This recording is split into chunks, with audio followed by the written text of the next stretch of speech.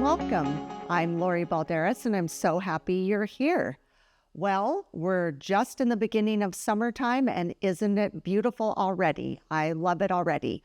I just want to remind you, we are starting a summertime series called The Path to Catholicism with conversion stories. And next week, my guest will be Deacon Don Huntley, my favorite deacon, and he's going to come and start us off on a good foot. He was my RCIA teacher. He is in charge of our OCIA program at our church. And so I just thought he would be a perfect guest to come and kick off this summertime series starting next week. Also, I just want to say this is the last ditch effort I have to plead with you to come with us on our pilgrimage. Father Matthew and I have a pilgrimage coming up September 29th through October 9th to Italy.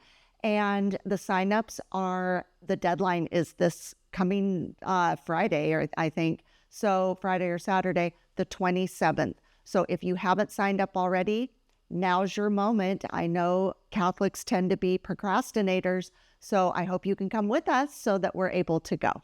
So with that being said, that's all the news I have right now.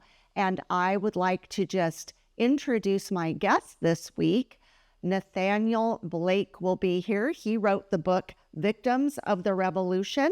Here it is. Oh my goodness. And this book is, I just want to preface by saying that if you listen to my podcast with children in the room or in the car, this episode probably is not the best episode for your children. I don't think that my demographic is children, but just in case you have children listening, this topic will be a little more sensitive. And so I just wanted to give a heads up on that. But let me just give you a little background on my guest, Nathanael Blake. He is a fellow at the Ethics and Public Policy Center. He is a regular columnist for the Federalist and World Opinions and other popular publications. He received his doctorate from the Catholic University of America, and he lives in Virginia with his wife and children. And like I said, he's here to discuss his book, Victims of the Revolution: How Sexual Liberation Hurts Us All. I am so fascinated by this topic. I have alluded to this in the past few episodes that I think, some of the way we do things nowadays, maybe not traditional values or the way that God intended things, is problematic. So I can't wait to speak to my guest. And, he's obviously an expert because he wrote a book. And so I hope that he will answer all my questions and yours. So with that being said, I hope you enjoy my interview with Nathanael Blake. Hello, Nathanael. How are you today? I'm doing pretty well. Thank you very much for having me on. I'm so excited to have you. You're all the way from Virginia. Here we are, virtually. Yep. Well, I really appreciate your time today, and I'm so interested in this subject matter.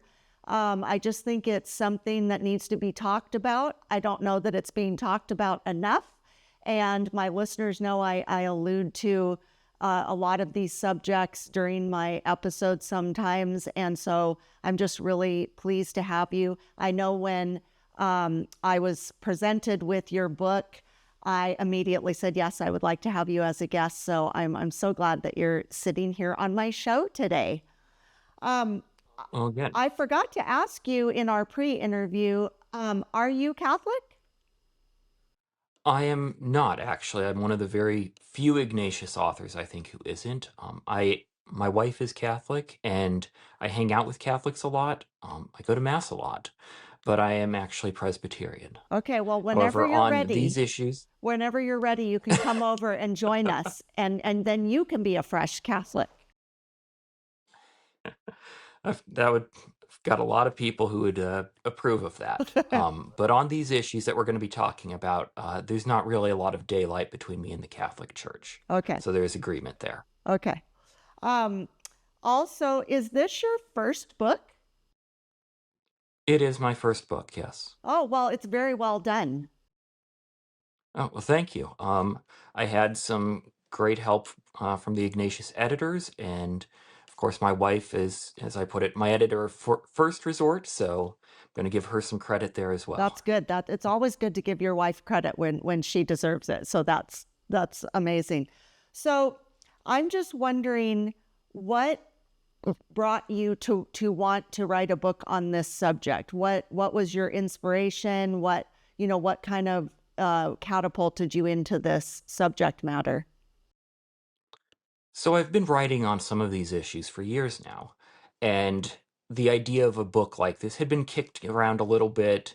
And then I was actually, my family and I were over at Ryan Anderson's place. He's president of the Ethics and Public Policy Center, has written several great books, but probably best known for When Harry Became Sally. We were visiting him. He has small children. I have small children. There, it was all good. But he's also my boss. So there was that discussion of, well, what's the next project? And so that's when this went from an idea to an actual project. And as to why this book now, I think it's because Christians have an opportunity to step into a culture that is being hurt by the sexual revolution and is ready to admit it in ways that I think in the past they weren't. Say, when I was a college undergraduate, there was still very much a sense of optimism. This will work out. We're going to have a good time. People will enjoy themselves. And you were seen as a killjoy if you said, there's a problem here. Whereas now we're seeing even places like the New York Times and the Atlantic, which are hardly bastions of conservative Christian social mores, starting to publish pieces talking about how things are not good out there, that something's gone very wrong with our sexual and relational culture. I agree. And one thing I wanted to ask you to do is if you could explain, I just want to be sure that my listeners are kind of clear on the term sexual revolution, because we're going to be using that term a lot in this conversation. So I just want you to kind of define that, and so that my listeners understand what that means and what that entails. Yes, so it's a little bit fuzzy around the edges, but basically it is the movement, the connected to an ideology, connected to social trends, but a movement to abolish the old norms that were supposed to govern human sexuality, marriage, family life, all of these things, and to replace them with a approach that said, well, if it feels good, do it, but essentially the premise was that humans would be flourishing, we would be authentic, we would be happy if we just got rid of the old hangups, if we got rid of the old taboos, all those old restrictions, that all those old repressions that they would have been called, and instead just let ourselves be free sexually, relationally. And we've seen that play out. We've gone from norms against cohabitation to it being accepted and normalized. We've gone from norms against same-sex marriage, norms even that where same-sex marriage wasn't even a possibility, wasn't thought of, to now it's the law of the land. We've gone from norms that had a very strong sense of male and female to now you can be move in and out of being male and female as you feel like it. So all of these different things, you can see very clear, very defined cultural shifts in just a few generations that have upended our ideas of what marriage and family life are, what their role is, and whether they're even goods to be pursued or simply a sort of optional extra for a few people if they want them. Well, something that struck me that you just said was the term, if it feels good, why can't we do it if it feels good? Or what I always remember hearing when I was like a teenager, young 20s was, well, I'm not hurting anybody. As long as I'm not hurting anybody. But really, what I think we're finding now is it is hurting the masses of people instead of when people make that comment, that's such a selfish comment, I can do whatever I want as long as I'm not hurting anybody. But it's a ripple effect, isn't it? It's like the things that are happening is like this big boulder being dropped into the water and all these ripple effects, because all of this is affecting all of us, honestly. Yes, exactly. And sometimes you can see the direct harms. This uh, case of adultery led to this marriage collapsing and people were hurt by that, or this hookup led to this pregnancy which was then aborted, and well, the whole point of abortion is to hurt someone. to get rid of someone. So there are times where you can see the direct harms, but you're right. A lot of times people don't see that because it's not as apparent. But one, despite our culture loving to talk about victimhood a lot, we don't talk about victimhood in terms of our sexual culture. But there are people hurt by it.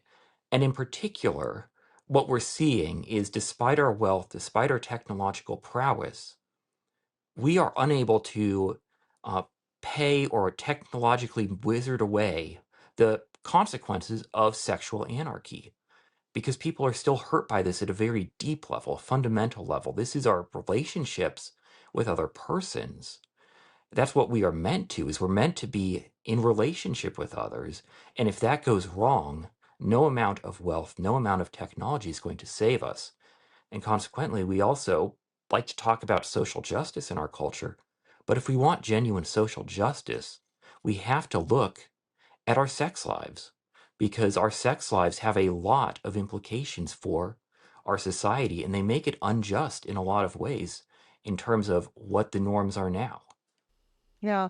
And I think, I mean, I have to say, I've always had a very naive attitude towards sex. Like growing up, my mother is a very proper British lady. She was very prudish. She was very, didn't want, if I had questions for her, she didn't want to answer any questions about anything. So basically, I went and got my answers on the street, as I call it, and they were always the wrong answers. I learned things in a very distorted, horrible way. So then what I did with my children was I had the complete opposite. I would talk to them about anything. They knew they could come to me about anything, but I wasn't honestly really aware of the implications of how sex is handled, how it's been handled in history, how it's been handled, more recently, starting in the 60s and 70s. I really didn't even grasp any of that. I think again, I'm just going to say that I was very naive and I just kind of had to make my way and kind of, find my way through the swamp. And I became Catholic at the age of 49. And right around the time I became Catholic, I was introduced to a book that really impacted my life. And it is called Good News About Sex and Marriage by Christopher West. And I reference it all the time because it really made an impact on me, because he in the book is talking about the beautiful creation of sexuality by our God. He created this for a purpose, made it this beautiful thing, but then humans distorted it and made it into an ugly thing and, like a power thing, a, derogatory thing, a thing of value, good or bad, sort of a thing, or devalue. And in this book, he's describing, the marital bed and the beauty of the sexual act, and then how the birth control pill came in, abortion came in, and it just like shifted everything. And he had all these amazing facts that I'm not going to say today because I don't have it in front of me. I'll misquote it. But it was so jaw-dropping and impactful to me. I wasn't even realizing that when the pill came along, when all these different ideologies about sex came along, it literally threw everything off kilter.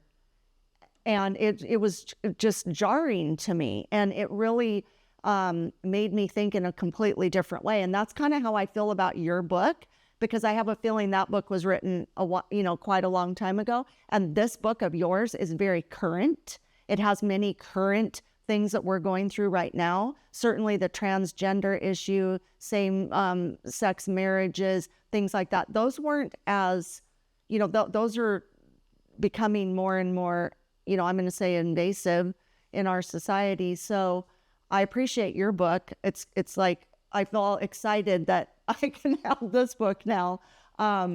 But, I just wanted to tell you that I mean, maybe that's what you're finding with other people too, is maybe people weren't as aware of just how this is kind of like I want to say kind of slowly come in one way, but it's also come in very hard in our world, these different topics and things we have to deal with. Yeah. Well, thank you. Yeah, I was actually surprised because Christopher West endorsed my book, and I don't know him at all. So that was very kind of him to do that. I assume Ignatius must have asked him, but yeah, I do think that part of why I wrote this book is because there has been great work done presenting a Christian alternative to the sexual revolution, but we do have to keep dating that because the sexual revolution has kept evolving. But returning to a point you made, yes, Christianity says that sex was created by God. It was meant to be something beautiful and good and fruitful. And part of what we're seeing in our culture is that as the sexual revolution has progressed, it has actually destroyed itself in some ways. We have The Atlantic running articles about how there is a sex recession. Americans are reporting having less sex, being less satisfied with their sexual lives. How did this happen when our culture is so devoted to the pursuit of sexual pleasure? And from a Christian perspective, the answer is clear. It's that selfishness, as you pointed out, is self destructive. It precludes those relationships, that self giving act of love that makes sex part of something greater than just a momentary pleasure. Because ultimately, from a Christian perspective, marriage is both something that is for our good in this life, it's foundational at a cultural level. It's also a way in which we can connect with another person at an intimate level that is one of the greatest fulfillments in this life. And then finally, it directs us towards our union with Christ. The church as the bride of Christ is something that is an image that is used repeatedly in Scripture. So we see marriage as something that goes from the foundations of our basic ordinary lives, diapers and dishes, all the way up to pointing us towards our ultimate eschatological fulfillment with God. And so that is a beautiful vision. That is an incredibly profound and rich vision. But you lose that if it's just about grabbing the next little bit of pleasure from whoever you can get it with. Right. It's kind of, everybody wants more, more, more. It's like quantity over quality. I think, my history with, sex in general is just, I think, many people are being lied to. Many people are being presented with something that they feel they have to keep up with. Like you say something in your book about, I don't want to like quote it, but something to the effect of, when you bring in all these different things like pornography or, people think they need to stay up with the trends of what's going on. And if they don't, they're a loser or whatever, which is, kind of where we're at. It's, in my opinion, it's ridiculous, but it's where we're at. Then, you do miss out on the beautiful part of it. I know that I always wish that I had had a better attitude myself, because I always felt very devalued, or like I look back now and I feel like I was devalued. At the time, I think I thought, oh, well, I'm doing this because I'm supposed to do it, and this is how I'm going to be loved. And it's the complete opposite of that, quite honestly. And in your book, you even say that, and I believe this is very true, is that honestly, the ultimate goal is to settle down, be monogamous. You end up having more sex, according to your book. Like the misconception is, oh, if I'm out, dating all these women, I'm conquering all these women. But really, that, first of all, that's hit and miss. Second of Mhm. all, there's no guarantee of that. There's no stick-to-itiveness of that. It's like easy come, easy go. And when you're married, you know that you're with that person. You have that safety, you have that security, you have that value. And it's just like, to me, it's just like so like it's so apparent, but nobody can see it. And I think that they kind of get, peer pressured out there a lot. Yeah. Well, I think one, there's a lot of cultural propaganda is almost the right word here. Just that is what we're sold in everything from music to movies to television to whatever's on YouTube or TikTok is this idea of you can just hop in and out of sexual escapade after escapade and they're all going to be great and you're going to enjoy yourself. And a lot of people are finding out that's not true.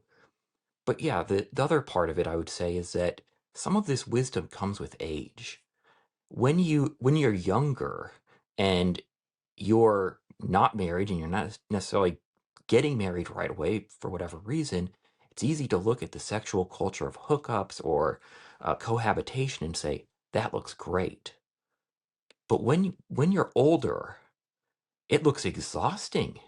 As you said, it's hit not only hit or miss, that's true, but also the thought I'm over 40 now. The thought of going to a nightclub or bar or whatever regularly to try to meet someone new, I'm too old for that. And it And is. and that's Go ahead. I'm sorry. yeah, that's why we see the paradox is the commitment ends up being in the long run better. Um, Definitely. I know that back in my early 20s, I think that phase of my life where I wasn't settled down with anybody, I was going out, I was just it was my party phase. That was the loneliest time of my whole life. It was the most, I just felt dirty and dingy, and I was the life of the party. I was out, I was with so many people, but yet I was the loneliest and most just, I don't know how to describe it except to say it was just like this awful feeling. And I just was kind of just sliding downhill, but it looked like I was having the time of my life, but I just wasn't. I just felt not attached to anything and just kind of numb. And, yeah, you look back when you're older, but even at that time, I remember just being exhausted by that lifestyle. And it was very short lived, thank heaven. I did get married soon after that, and I was married for 25 years to that husband. So, but that time of my life, I look back on it and I think it was good for me to be able to talk to especially my daughter and say, this, I really don't want that lifestyle for you. I was honest with her. I mean, as honest as I wanted to be about some things, but yeah. I just wanted her to have a different take on finding a person to settle down with, to not be promiscuous. As a matter of fact, she ended up getting married very, very young.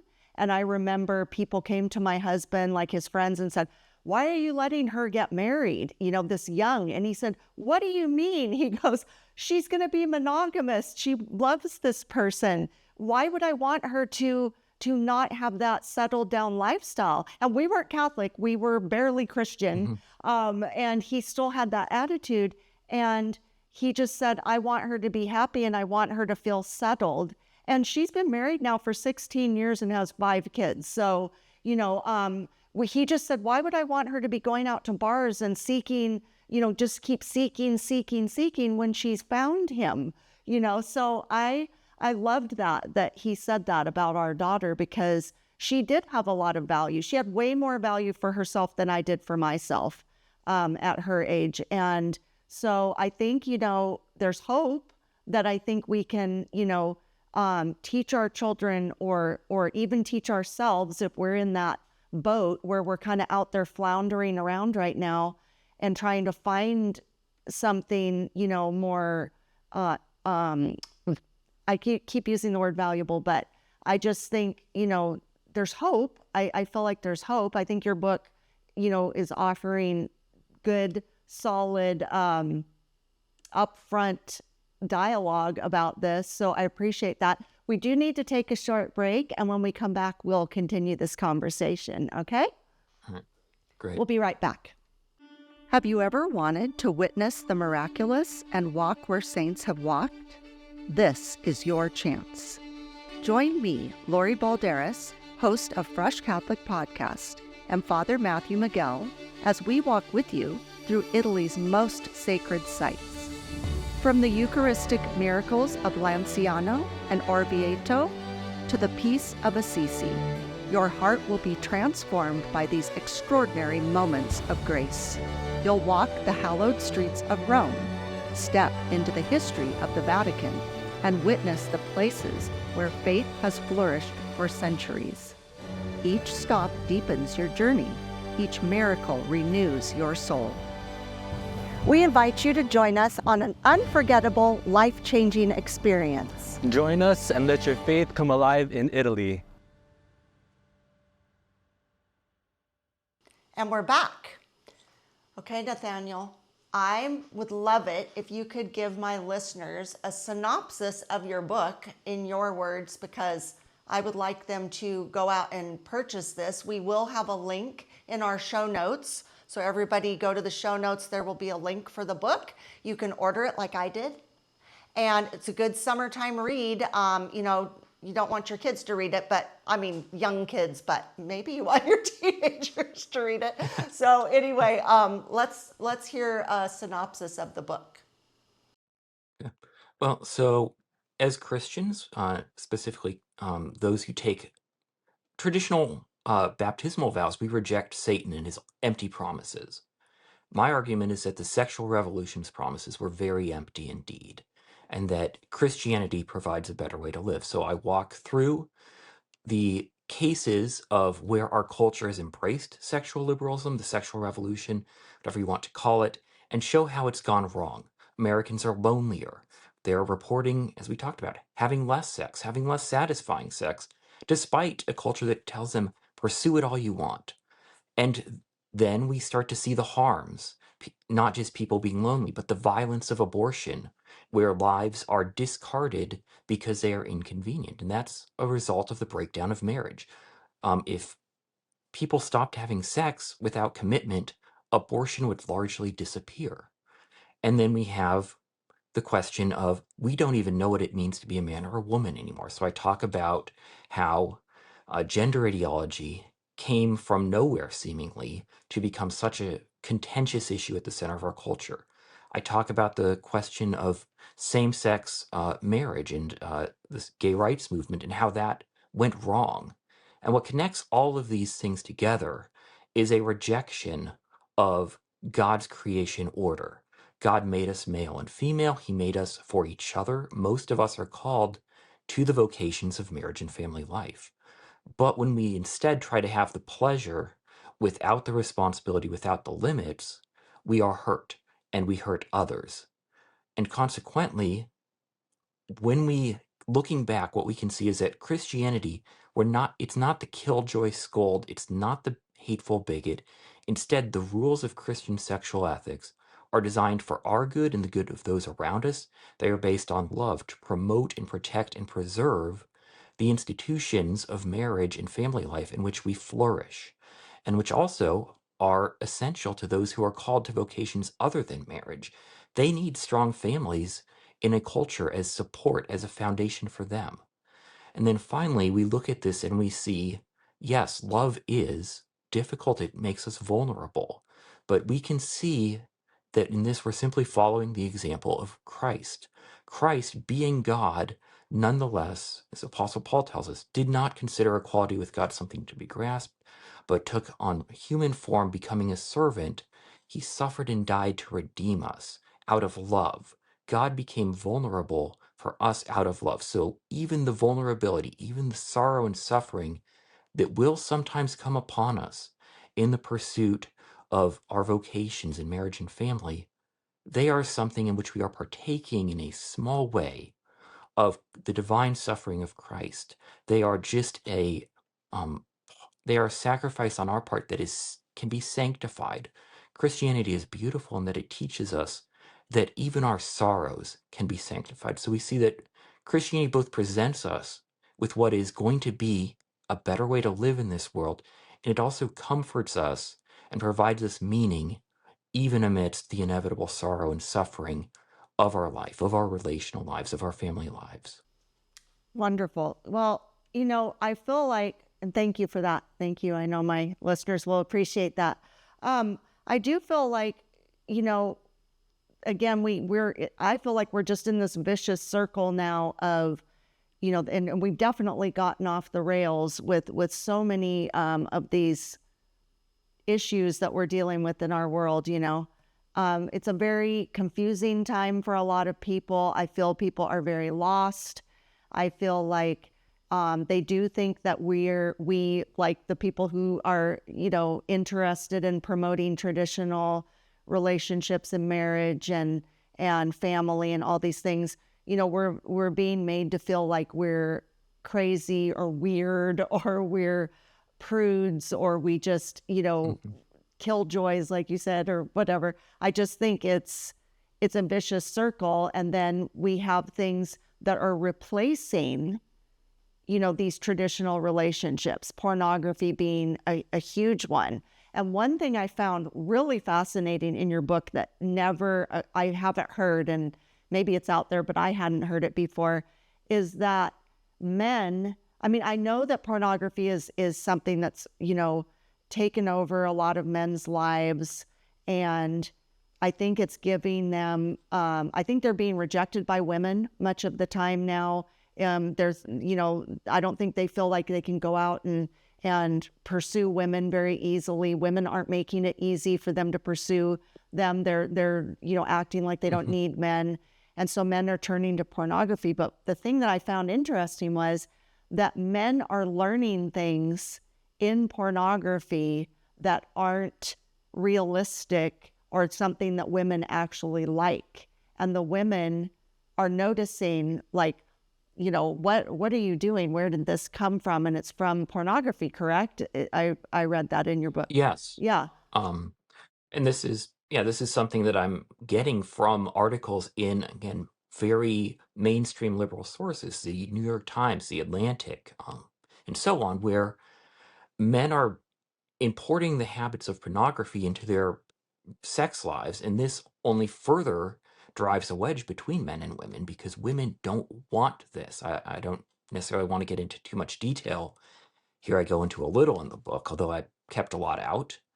But women don't want violent, degrading sex. And if that's what they're encountering, they will only further withdraw from men. So, on the one hand, it's good, less fornication, but the problem is it's not being replaced by something better. It's just being replaced by bitterness, alienation, and then men going further down the rabbit hole of internet pornography, and women being further repulsed by that. Right. And it made a lot of sense to me. I just hadn't even really, I'm not in the pornography world, so I have no idea what's going on there, but I just was really interested by that. And I think that that's very true. I also, I said in one of my recent podcasts that, we need to get back to the traditional ways of dating, courting, getting married, having a family, not waiting. I think that there's been, again, like if you go back, say I think it's like the 60s and 70s when moms started working more, or there was this shift in different ways of handling the family. I'm not downplaying women that work. My mom worked part-time and everything, but I'm talking more about just the traditional roles got very blurry. And I feel like, children started suffering because of it. The way that people are meeting each other now is not conducive to relationships, certainly. When you're not meeting somebody face to face, when you're, meeting somebody via apps or whatever, you can't get a sense of somebody. There's not the spark. It's not realistic. A lot of the things that we're doing nowadays are just snuffing out normal human contact and reactions. And, it's not working. It's just not working. And, the pornography, again, that's just a vicious circle because the women don't want the men, and then the men are turning to pornography. And then it's when they are getting together with a woman, it's not, realistic. But I think the whole pornography thing in itself is not realistic. It's like, those are paid people. They're under hair and makeup, and everything's like shot in a certain way. It's so unrealistic, nobody can live up to that. Yeah, No, it is to sex what junk food is to cuisine. But I I I did really like one thing you said, which is that well, you talked about it earlier with your daughter getting married relatively young, and then you brought it up here. And one of the things I think that the church and Christians can do is encourage our young people to get married and also to provide a place where there is accountability in their dating relationships, where young men and young women feel like they need to treat each other well because this is a community that's important to them. And if they don't do that, they will face some sort of social, I don't dislike using words like shame or stigma, but there'll be pressure to conform their behavior and how they treat each other to a higher standard than there is on an anonymous app where you just keep swiping. And of course, in that app also encourages a consumeristic view of relationships. You've got your checklist that you're looking for. And the one thing that I am hopeful about is as things get worse, Christians again can be the ones offering a better way. We are positioned, if we seize the opportunity, to show the world that there is still a better way, because one of our best witnesses in a cynical world might be loving families, husbands and wives who are focused on the household and the good of the family over their individual achievements or career, who care for their children, who want children and love children, not just as a accomplishment or a capstone at the end of, achieving everything else. Well, I'll have a kid now, just to show that I can do it all. But instead, welcoming them as persons who are meant to be loved and meant to be our joys in life. And so all of these beautiful things, I think Christians, we can hold out to a world. And in a world where a lot of people have given up on relationships and love, we can be one of the places that says, no, they're real. Now, the way Hollywood taught you to view them was wrong, but they're real. There really is genuine love in this world still that can be found. I agree. I also feel that um, I mean, I'm trying to be really in tune to different things that are going on, culturally. And one of the things that I'm fascinated by is that the younger generation these days, they are promoting this very promiscuous lifestyle, and it's so fun, and this is what everybody should do. And if you're not doing it, they'll bash people. I just heard something this week where there's an influencer, and she is married. She has children. She just found out she's pregnant. And when she announced her fourth pregnancy, and she's very young, she's like 26. She's fourth pregnancy, but she's married. These are, this is her family. And she just got raked over the coals for it. But her attitude back was, this is the better way. This is like, this is, I'm very happy. This is what I want to be doing. My children bring me life and joy and happiness to my husband and I. And I was thinking, even though she was getting a lot of backlash about it, she was staying strong because she knows. It's like you just said about junk food. I've been thinking that the whole time we're talking. When a little child wants to eat junk food all day, well, if they eat junk food all day, they're going to throw up. They're going to feel horrible. They're going to go into a sugar coma. And you don't feel good, And so that's kind of how this consumption is in our world, where everybody thinks it's the best thing. Oh my gosh, it's great. But at the end of the day, and they're also finding that people are lonelier as they're going along. You say this in your book too, that when they're not getting married, when they're not having children, down the road, again, these young people aren't thinking about that. They're not thinking, oh, when I'm 70, when I'm 80, they're not thinking that. Mm-hmm. And that's a mistake because, I do find it curious that a lot of the people I hear that are kind of bashing the family life, the traditional roles, they certainly look back at their families and they go, oh, we had the greatest family. Oh, our grandparents were great. We'd go and visit them. And there was all my cousins and all these people. They have those memories. Now, I'm not saying families don't have bad times or troubles or traumas in every decade we've ever had. But what I'm saying is a lot of the people that look down on men loved their dad or loved their grandpa or really valued what kind of mom or grandma they had. Well, what do they think? Like, that there's now like a big chasm where we're not, there's like a skip and a step here, right? Because, you know, if all these women don't want to have kids, or they're, you know, now kind of turning the tables on men, don't want to have sex with men, don't want to settle down with men, that's hurting society. That's hurting our future. It is. And I think that there are some people who are very cynical, but I also think there are a lot of people who are just very hurt. And again, this gets back to when you lose the lived experience, the better examples around you. Some people are just in rebellion, the ones who had a great family and now hate family. But I do think there's a lot of people who are really just, they feel like they wish it was true. I wish I could find someone who loved me, would commit to me, and settle down with me. And it's just hard for them to believe that that's true, because what they have lived, what they have seen, is that that doesn't happen, or it doesn't happen very much. And that's where Christian self-sacrifice aids us in providing that example of knowing that part, right? It's like Jesus said, you know, if you seek to gain your life, you'll lose it. But if you lose your life, you'll gain it. And that's not just about salvation and life with Him, it's also about our life with other people. It is by sacrificing our own selfishness, our own self-centeredness, our focus on the world being viewed from, you know, this little bit right here for all of us, that we're able to expand ourselves to connect with others. And that's what we're meant for. That is what God created us for, is to love and be loved. And you don't get that when you're using other people and looking to use them in turn.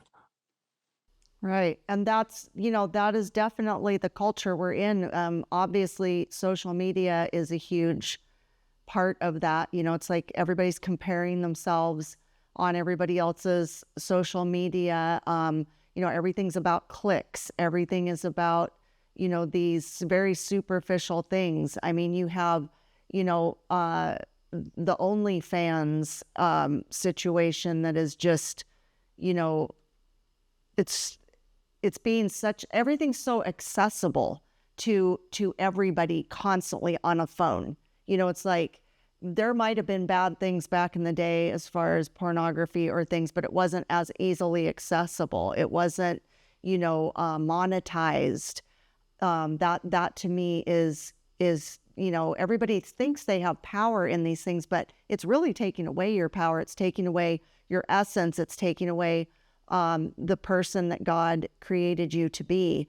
And, you know, we all, you know, throughout our life go through different phases or different, you know, things like ins and outs of how we feel about ourselves or how others feel about us. But this is just such a confusing time for so many people, you know, where they're even questioning, you know, am I a man? Am I a woman? You know, like why that's even a part of the conversation is I think it's like been skewed, and it's gone down a path that, you know, like I often look and say, well, just because a little girl wants to play baseball doesn't make her want to be a boy. Like, and the fact that somebody then dives in and says, oh, now you're a boy, you want to be a boy because you want to play baseball. I mean, it's just like these narratives that are put out there in the world. It's just so much like in your head, you know, by images and these narratives that people are feeding people, and they're vulnerable. They do want love. They do want acceptance. They do want to feel like I am valuable. I feel confident in myself. I just think it's like, it's really sad, because I do think people, if you ask people, what do you want out of life? I would think most people would say love and peace. That's what I always say, love and peace, you know? But the way that people are going about it, they're going about it like the very roundabout way. They're getting really bad advice, I feel, from people, and it's just really sad to watch. And so, you know, I I need to take another break, but when we come back, maybe we can talk about some hopeful things that might turn us around. How does that sound? That sounds great. Okay. We'll be right back. Let me tell you about all things Fresh Catholic, so buckle up.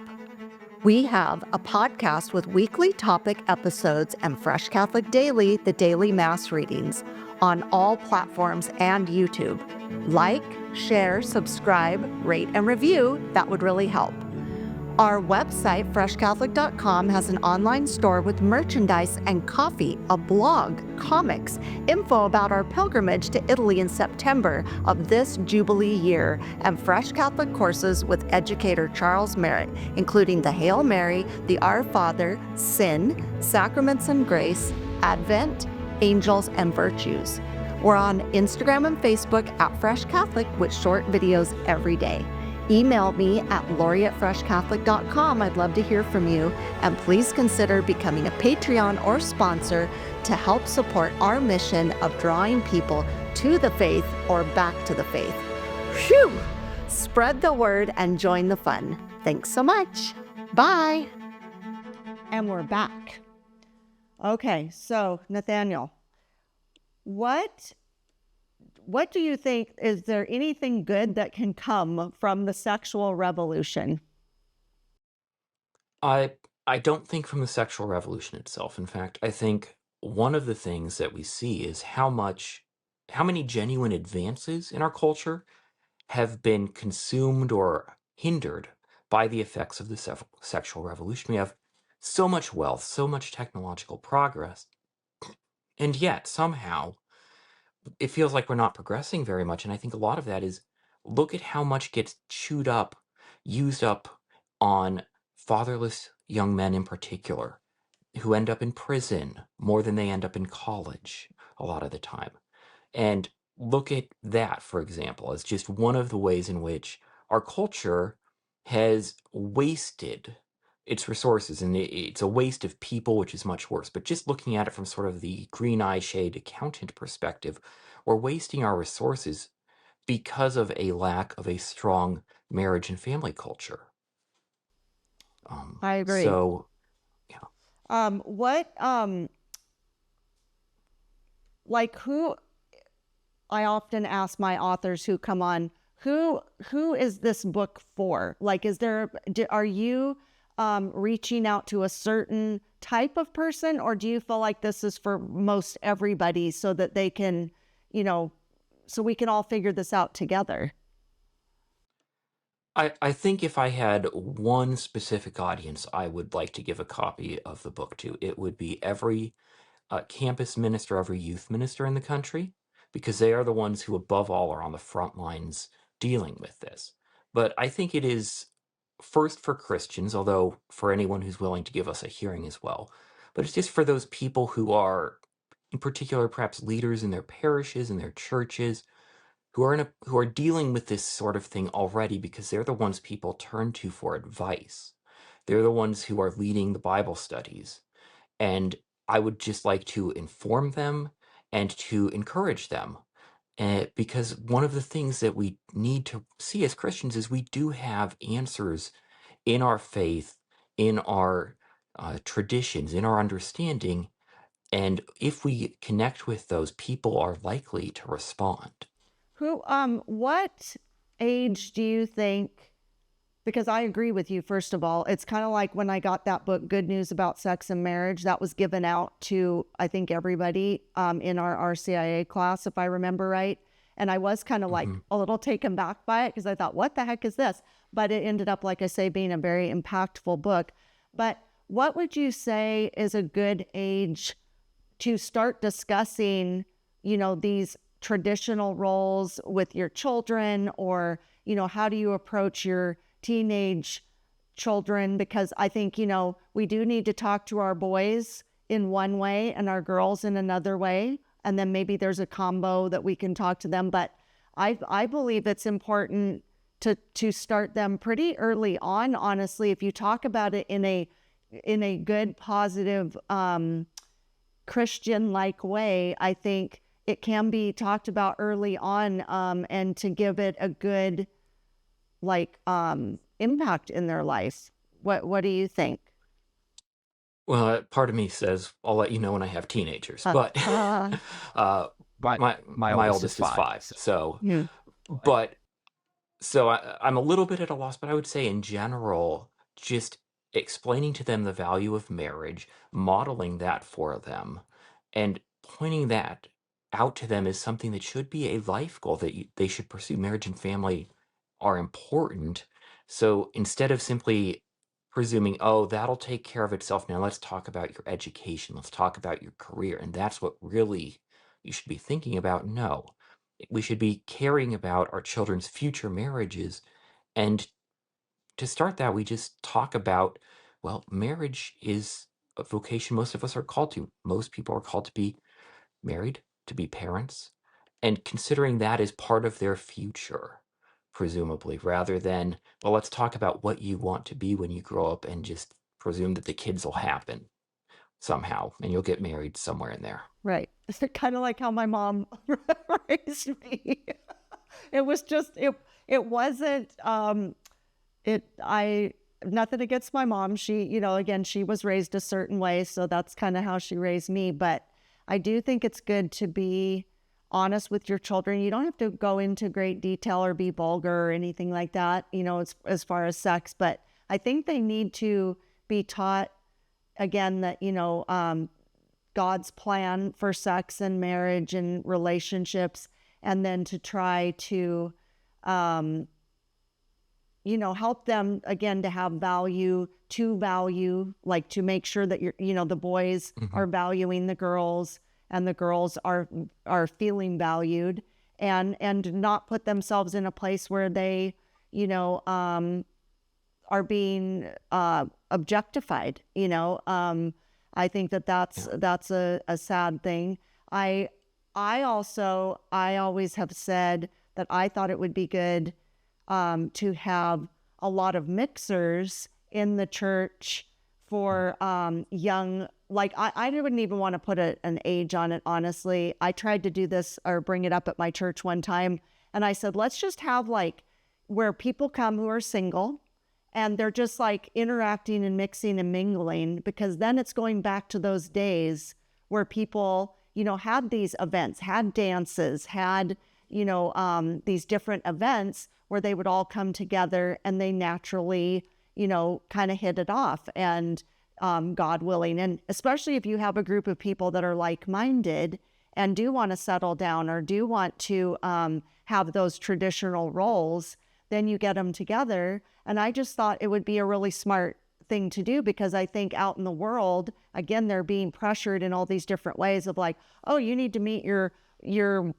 future partner out at a bar or something. It's like, no, that's probably not the best place, but I think that that's something, to promote more in-person events where you go and you can then venture off and do some courting and get married. I mean, it seems silly to say it now because it seems like, oh no, nobody's going to do that. But that's how it's always been done until fairly recently. And again, if you look at the way things are going, it's not going very well. People aren't happy. When they say, oh, we're so happy, we're out here getting to do whatever we want, but they're not happy. People are very unhappy and very unfulfilled. And until you add relationships, and especially the relationship with Christ into your life, into your heart, into your soul, that changes everything, And if you can find your future spouse that feels the same way, you're going to thrive, in your future.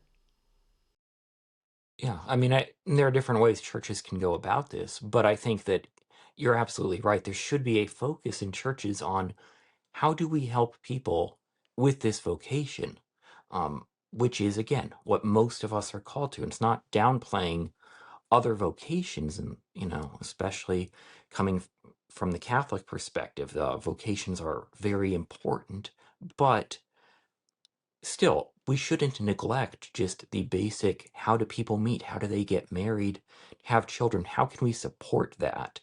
And I think a lot of Christians are a little bit taken aback at the sudden shift from this is something that happened automatically a few generations ago. We don't need to worry about it to now it doesn't happen and people are trying to do it on apps and that's not working very well. No, not at all. And I think a lot of it started in COVID, where people were just trying to still connect with people, but we need that human interaction. And that's, and there's something to be said for things that worked back in the day, and not just in our sex lives or in our marriages, but in things in general. If you go back to the simplicity of how life used to be regarding relationships and even food and entertainment and things, that again were very human, touch and interaction, that really, I feel, changes everything. And, when you look at children where they're all on their tablets constantly or on their phones, they're not interacting. I'm seeing more and more lately where I can see we're kind of shifting back to where kids are doing stuff and, physically and with their friends again and everything. Simon and I go to the beach once a week, and we have this one beach we go to, and there's nothing I find more joyous than watching all these families. Nobody's on their phones, everybody's playing, they're out in the fresh air, it's free. And it's just, it gives me a lot of hope when I see that, because I think, oh, these children look like they did when I was a little kid. When I used to go to the same beach when I was a little kid, and I would just be playing and frolicking and interacting and with my family and with my friends. And so I think there is some hope in all this, but I think we as Christians and as Catholics, we need to really be strong and promote the family life with God at the, as I call it, the priority pyramid. Mm-hmm. He's at the top, and just stay strong in these traditional roles and in, showing the beauty of these relationships in these families and things, and the way that God intended it. And I think if we can show that, we don't have to beat people over the head with it. We just need to live it and show it in that way. Yeah, God made us for communion and love with other people, and we are fulfilled by that. I actually wonder, honestly, how many young women in particular who are hooking up with men really just need a hug, but they feel like a hookup is the only physical connection they can have, and otherwise they're not even with anyone. I know we're talking about my book, but I will take a moment because you brought up the tech thing. One of my colleagues, Claire Morel, also has a new book out called The Tech Exit, and that has a lot of great material on basically getting kids in particular off of smartphones. So I want to mention that. I know I'm supposed to be talking about my book, but yeah, so just on the point of, we are made for love of God and of other people. And if we don't have that, we will try to fill that with all sorts of things, the pursuit of pleasure, including sexual pleasure, but all these things, and they ultimately leave us unfulfilled, which brings us back to where I open my book with, which is that Satan's empty promises, they're not true, they're not real. God's promises, however, are. And by his grace, we can try to have our promises also be real. Our wedding vows be ones that we stick with because they are profound. They're beautiful, for better, for worse, for richer, for poor. These are incredible commitments to one person telling everything else, if necessary, I will take you on. I will fight you to keep my promises to the person I love and have vowed my life to. And that is beautiful. That's not boring. We always see these portrayals of married life is boring. Well, it has a lot of mundane things in it, but it is, in a lot of ways, far more difficult to actually live up to these promises. That is a constant war and struggle with oneself. And it's one in which we need God's grace. And so, as you said, God, it's a priority at the top of the pyramid, then enables us to have these relationships that fulfill us and to see human flourishing genuinely happening in them. Well, I feel like I have to let you go. And before I let you go, I mean, I appreciate all your time. I could talk to you about this for probably a week solid. And I just think it's very important. It's very, we're so off track, but we can start getting back on track. I'm always hopeful. But is there anything that you didn't get to say that you would like to say before I let you go? I think I would just reiterate that as much as it seems dark right now, and it often is dark, it's in that darkness that the light of gospel truth can shine all the brighter and all the more. And I think our culture is in a place where it's ready to see that. And if Christians sees that, we can see change and we can help people flourish, loving God and loving each other as they were meant to. Excellent.